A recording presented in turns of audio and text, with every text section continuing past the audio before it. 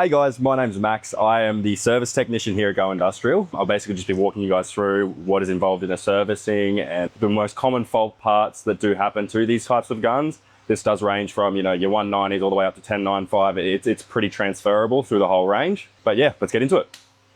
Okay, so for anyone who does want to try this at home and who is interested in what all of this is, it's all Graco genuine parts that we use in our servicing. So right here, we've got our prime spray valve. Right here, we have got our replacement cartridge for your contractor PC handpiece. We have got the filter that goes in your handle of the contractor PC. We've got obviously your fresh packing kit that goes in the pump and on the pistons. We've got your inlet strainer, rock catcher. Then we've got your manifold filter right there. That basically just helps strain out any of the muck that does get through that rock catcher at the bottom. Okay, so the tools that I do have in front of me, this is basically everything you will need in order to do this service at home. I've just got a knife here to open the packaging and all that kind of stuff. I have got a pin pick here as well. That's just to get some of the O-rings out of the bottom of the pump and the hard to get places with your fingers. I do have a couple of hole punches here. That's just to get any sort of stubborn parts, like the seat that's at the bottom fluid section of the pump out. And that's also to get your prime spray valve out. Any old hammer will do. An electric screwdriver, if you do not have one, it's fine. Any old screwdriver will do. Graco do have a hex pattern bolt on all of their guns, but they've also put a split for a flathead screwdriver in the bolts as well. Couple of spanners. The 7/8 is just to get the prime spray valve housing out of the actual manifold, and an 11/16 to get the actual hose off the manifold. I've also got a hook spanner here just for the top of the pump. There is a locking nut on that pump. I will get into that later. And just any old shifter will do. So before we actually get into the whole repack and the rebuild of the pump, I do just want to talk briefly about how important it is to service and maintain your spray guns. When you're on the job site and one of the packings does slip or something, you're basically shut down for the day until you get that unit fixed. And it's usually just a case of negligence. There's no easy way to say it. The amount of packings I have seen that come in here that just should not have even been working, pumping, any of the above. So yeah, it's just like a car. If you don't service it, there's a lot of moving parts. Parts will fail. You will be stranded. You will be left, on the side of the road, just like you'll be left on the job site without a spray gun.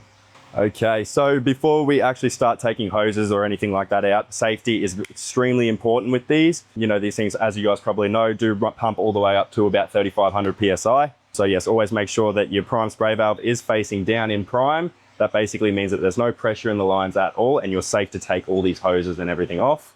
Also, this one is a 390 cordless, so there is a battery underneath. Always make sure that the battery is taken out so that there's no current running through that gun. So the first thing I am going to do is grab my packing kit, and I will grab all of my packing. So the packings are the blue and the black, brown, whatever you want to call it, sort of rings like that. And you're just going to drop them in your motor oil to soak them, because these are leather packings as well, and they are extremely dry. So they do need to be soaked in order to be malleable into the pump. So that's your piston packings and your top fluid section packings. Just soaking in some motor oil there. Now I can start disassembling this gun. So the first thing I will start with is the hose. You don't have to, it's just easier to sort of work around if there's no sort of big long snaky hose sort of in the way. Okay, and you just put that off to the side. So now all you're left with is the actual gun. So the next thing I'm going to do is undo this tightening clip on the bottom of the suction section. Grab a little hammer and just give it a light tap until that comes out. Sweet, okay. You can now take that, put it on the side with your hose. Okay, now what I'm gonna do is grab my electric screwdriver or screwdriver, doesn't really matter. I'm just gonna take off these two little bolts right here. Grab that. And that exposes your crank, the top of your pump, all of the above, so you can get it out. I will just grab a little container for all the screws. Now with this, there is a return line at the back of the pump. So usually with these, there's a little grip clip, I suppose you could call it, just on the back of it. So you just undo that like that. Just a vital step, the locking pin. So just tap that little swivel until it becomes loose. Pull out your ProConnect pump. That's now loose. That was that grip clip I was talking about before. Twist and pull. So So that is your whole entire pump there. The next thing we are going to do is prime spray valve. We're just going to take that out. You're going to grab your smaller sort of hole punch there, put it right on the pin that's on the top of the actual clip. Grab your hammer, lightly tap that pin till it drops. Again, in the container, pull that off, and it exposes your actual housing of the prime spray valve. 13/16 spanner will come in, and you just unwind. While you're at it, just undo the top manifold cap. Okay, it's always best to look inside the actual housing in the manifold. There's a little hole that's sort of at the back of the block there, and sometimes that does get clogged, and that will stop you from being able to, you know, dump the pressure or pressurize it. So always just check for that little hole there. There's nothing sort of blocking that, so I'm happy with that.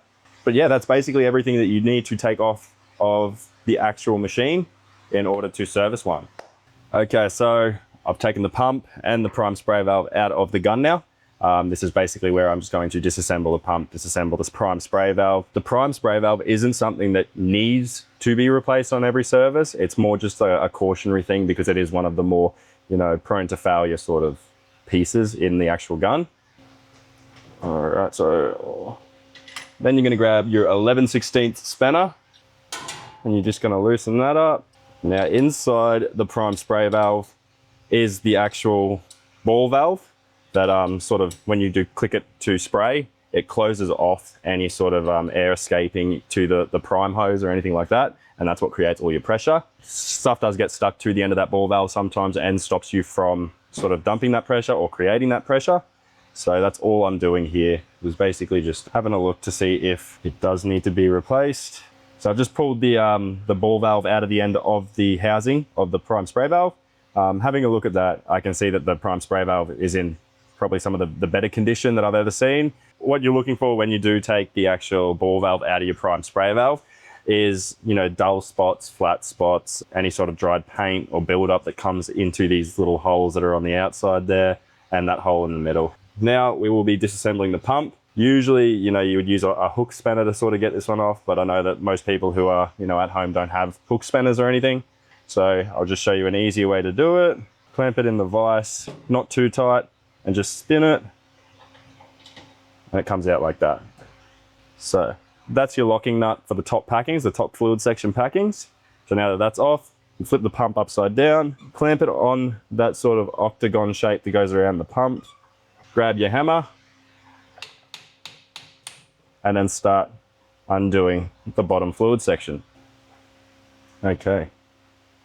So as you can see, there's quite a bit of paint sort of in the bottom fluid section, so we will be cleaning that before it goes back into the actual gun. In the bottom of the pump, there is a seat that always gets stuck. So that's what your bigger sort of hole punch is for. And you sort of just put it in there like that, tap it out, and it falls out, just like that. In the bottom of the pump, there is a crush, I suppose it's a crush ring in the bottom that you sort of just got to get your pick and maneuver out. It's just a little white one that goes straight in the bin. You do get a whole new one in your new packing set. The ball can go in the bin because you get a new one in the packing set, and that's your cage. So we'll be cleaning that one as well. That's the whole bottom fluid section done. Now you grab your pump, tap the top of the piston out, and that reveals your piston. There's your packings there, the ones that are soaking in the motor oil. There's also a few sort of locking nuts, I suppose you could say, that go on top of the packings before the actual piston nut goes on. So I'll undo all that now and show you what I mean. Now to get the piston nut off, it's a 3/4 socket, and just loosen it. Okay, and there is your piston nut. There is a little plastic clip that's on the top of it. That just pops off like that. That goes in the bin as well. You got a new one in the packing set. That needs to be cleaned. This is that locking nut I was talking about, if it'll come off. So there's a little silver one right there. And it basically just sort of keeps all of your packings compressed so that it does still create pressure and keeps them in the same spot, which sort of eliminates the risk of packing slip, which is obviously not ideal. There is a ball in there, inside the actual piston. That goes in the bin as well. Then just wedge the piston in there. And the actual packing holder that goes on the top of the piston there comes off as well. And you're left with a bare piston. Then flip your pump upside down, grab your pin punch again, find the leverage, and just start knocking those packings out. There we go. So everything that I have just taken out of the actual pump and off the piston does get fully replaced in the packing kit. So now all I'm going to do is dunk these in some thinners or metho or whatever you do have at home, and just give them a bit of a clean. 90% of your problems will actually come from the gun not being cleaned out or parts not being cleaned properly. So the whole entire pump just goes straight in, bottom fluid section straight in, your cage straight in, seat in, piston nut in, and piston goes in as well. So just give them a light clean. Now your piston, this doesn't need too much. Don't hit it with anything that's too sort of harsh on it, just because if you do score this piston, it will leak pressure, because obviously that goes into the packings, which creates some of the pressure that you do get out of the handpiece. So we're going to reassemble the pump now using the packing kit. First thing we're going to do is the bottom fluid section. Like I said before, it does have a crush-proof O-ring, I suppose you could call it. It's a thicker white one that comes in the packing kit. Drop that down, make sure it's seated in nicely, like that. Drop your seat down, doesn't matter which way again. Your new ball on top of the seat, make sure that's centered. Then your cage. And the cage just drops down like that. Now we'll repack our piston. Now the packings that we did soak in oil earlier, so you'll see that there's two different sizes, obviously. The bigger packings are for the top fluid section, the smaller packings are for your piston, and the smaller ball is for your piston as well.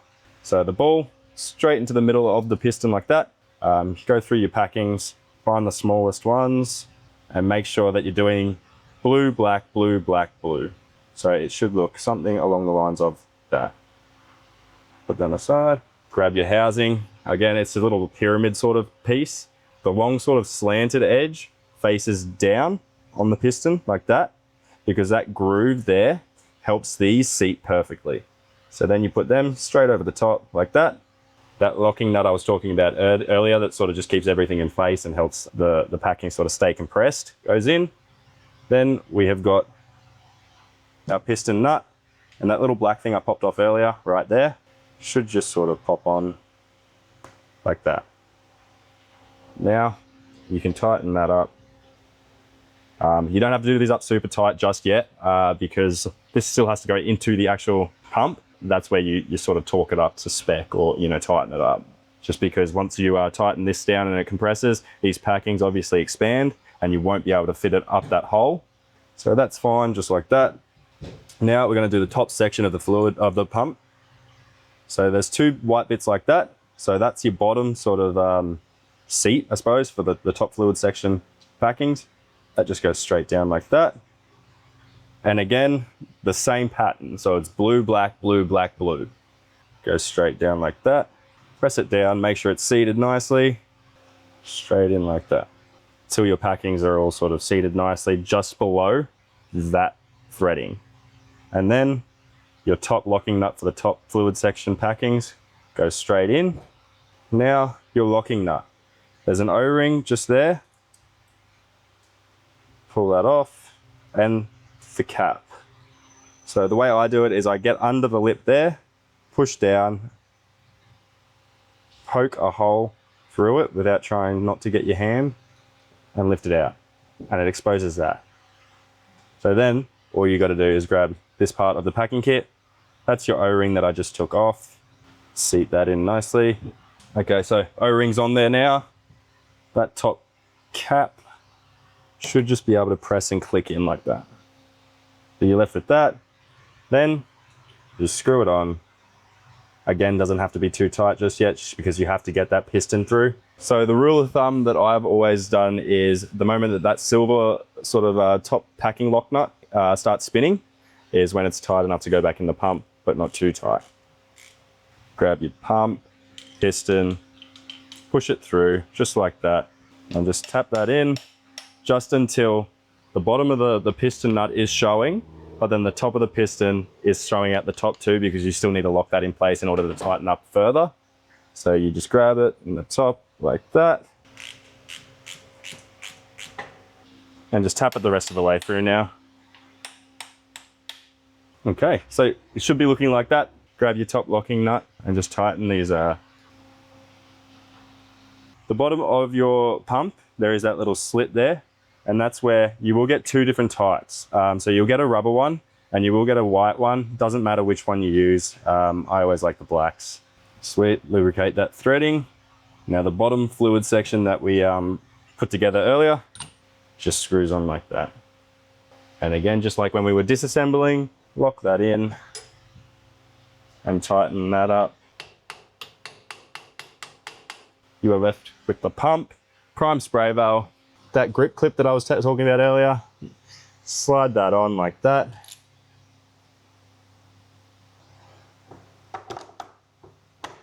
So the T-piece in the top of the crank there, that piston fits perfectly in, or should just slide perfectly in like it just did. Your prime spray valve, straight into the side.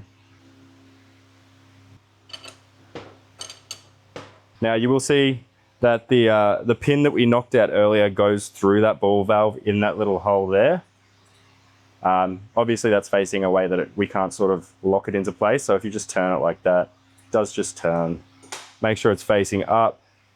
Then you grab your base plate, put that in, then you grab your actual clip, then that pin.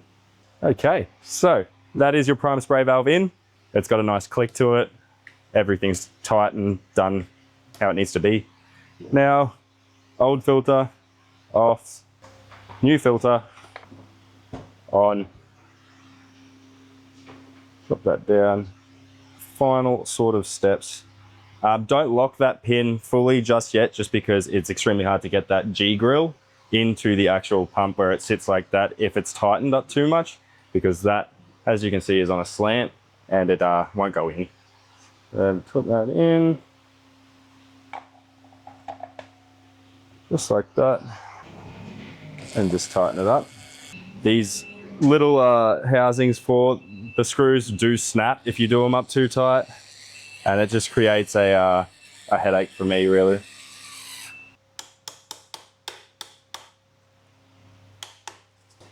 When it comes to the suction tube, now that we've got the pump and the prime spray valve all put back together, there's two little O-rings there. These come in the packing kit as well.